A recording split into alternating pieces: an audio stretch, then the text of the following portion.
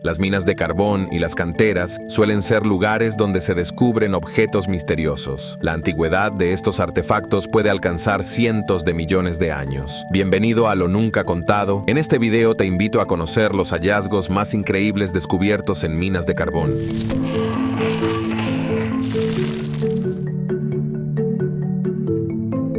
En 1925, se encontró un pequeño cráneo fosilizado en una mina de carbón en Inglaterra. Más tarde, se identificó como perteneciente a una de las especies de peces con aletas radiadas de la antigüedad. Estos peces vivieron en la Tierra hace más de 319 millones de años. Según el tamaño del cráneo, su longitud corporal era de aproximadamente 15 a 20 centímetros, y la estructura de sus mandíbulas indicaba que eran depredadores, alimentándose probablemente de pequeños crustáceos y moluscos.